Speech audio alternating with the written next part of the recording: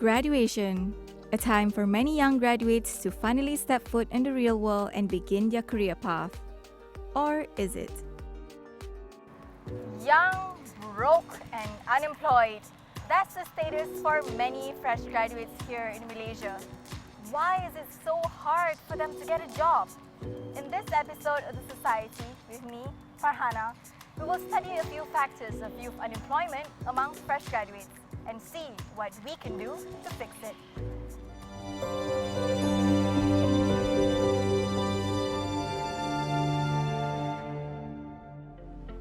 More than 250,000 students graduate from higher education institutions every year.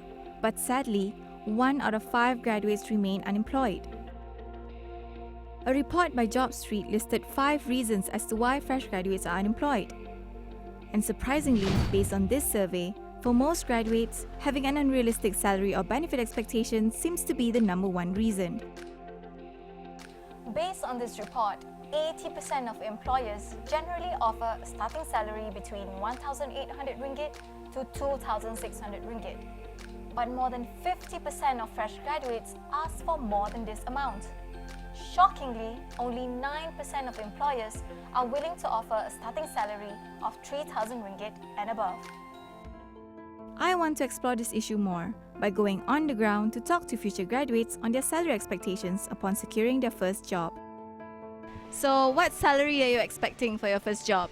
I expect my salary would be around 3,000 ringgit. Saya expect gaji dalam 3,000. Expecting for 2,000 as a basic salary. I think it's 2,500. That would be enough to sustain the basic human needs such as the student loans, the rents and also some cost for any other emergencies. Target is about 2,500.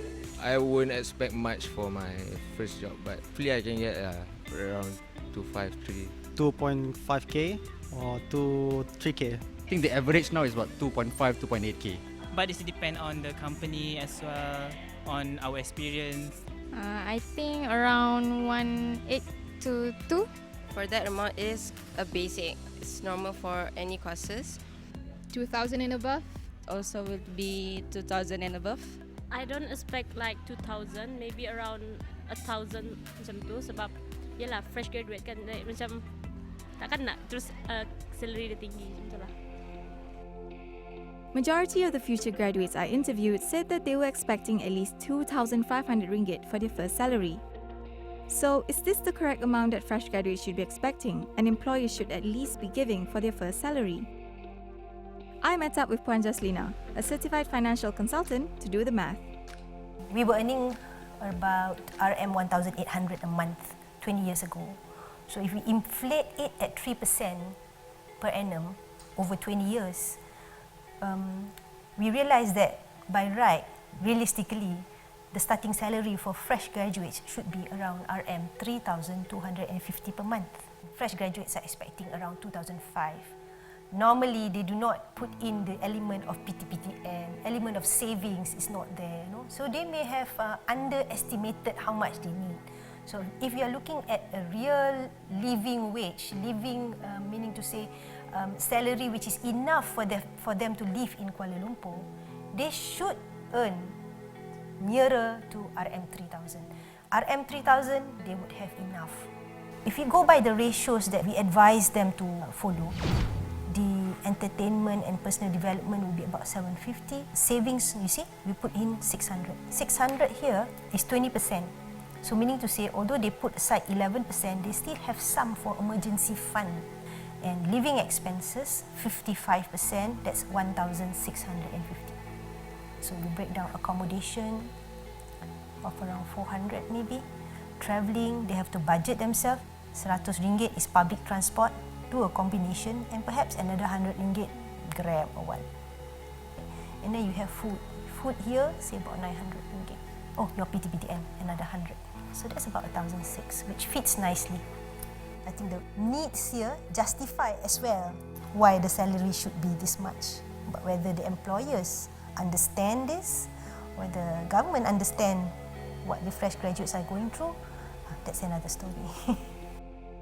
Based on the advised financial ratios, it seems that it's fair for most graduates to ask for starting salary of at least 3,000 ringgit to cover their living expenses, especially in the city. In fact, a report by Farhana Research Institute revealed that youth are actually not asking too much.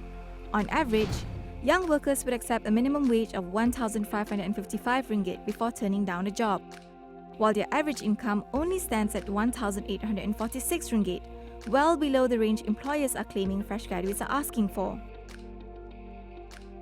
To add to this, Universum Global did a survey of more than 500,000 students in 29 countries and revealed that Malaysia has one of the lowest salary expectations for starting salaries. But the question remains, how do we overcome this mismatch of salary expectations between employers and future employees? Stay tuned to find out more.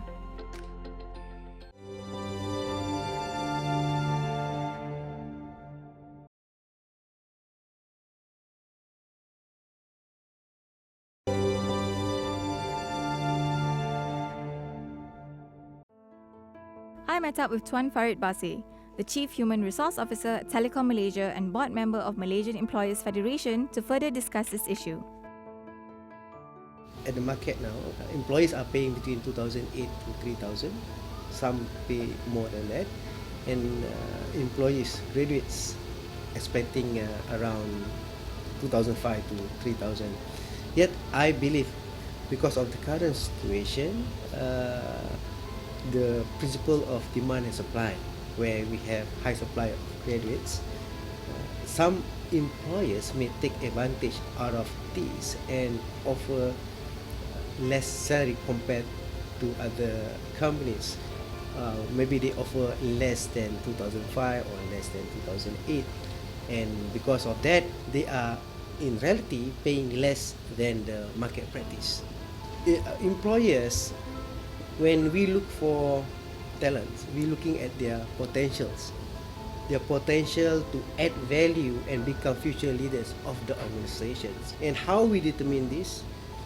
This is where they should be able to demonstrate their ability to lead others, their ability to learn quickly, ability to embrace change, ability to add value to the organization. So that's what we're looking for, because we are not offering jobs, we are offering careers for the young graduates.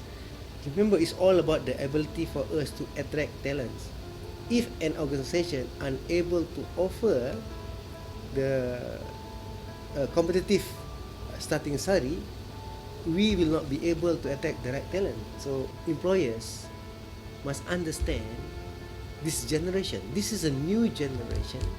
So rather than being critical about this generation is choosy, selective about jobs, employer must reflect and ask ourselves, do we understand this generation? So do we really understand what are their preferences, what their needs, what tick them? If we fail to understand this generation, we fail to nurture and develop them to become the future leaders. So it seems that there needs to be an understanding between employers and employees on matters of salary and more. But is this the only issue surrounding youth unemployment? Based on the survey done by the Economic Planning Unit, an overwhelming response showed that most graduates today remain unemployed simply because they are just still searching for a job. And it may just be the case that they won't be able to find them.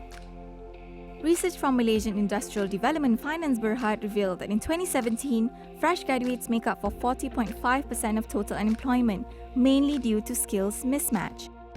While low-skill jobs make up for 86.3% of the available job vacancies, professional and high-skill jobs more suited for graduates only accounted for 4.1%.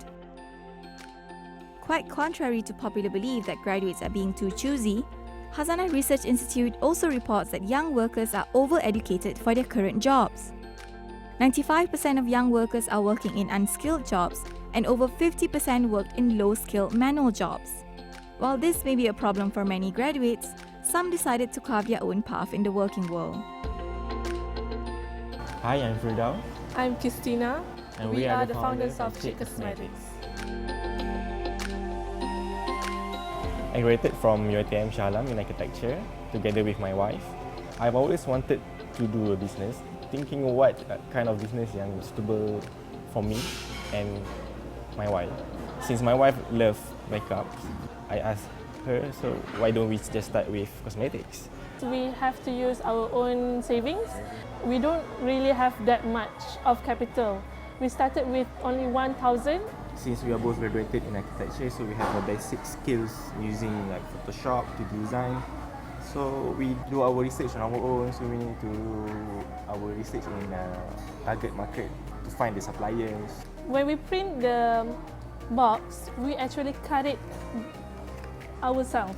We need to control our quality in social media. We need to keep posting with very quality images, and website also important. So we have our website and we make sure our website looks like an international brand. From there, Zalora noticed us, and also we get so many resellers in Indonesia, in Singapore.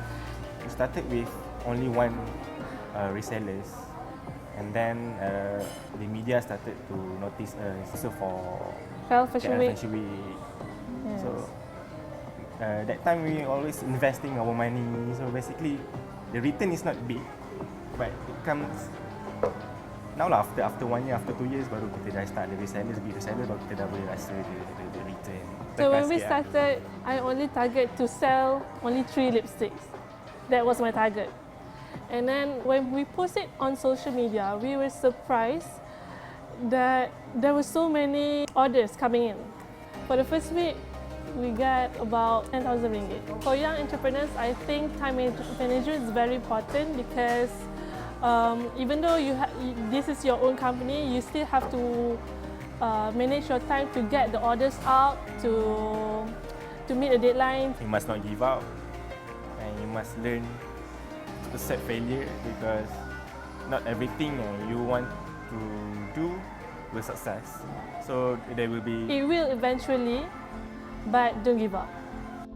The idea of entrepreneurship as a solution to youth unemployment has been cited by economics and scholars alike. It is, for many, a good incentive to contribute to the growing economy and provide more opportunities for young talents. But while more and more youth are resorting to entrepreneurship, is it a long-term solution? A long-term solution to youth unemployment must involve government and private sector initiatives to not only prepare fresh graduates for the working world, but to nurture talents from an early age. A review of the wage scheme and programs that enhances their soft skills and values sustainable entrepreneurship should be the way forward if we want our youth to become future leaders of our nation. This is me, Farhana. See you next time.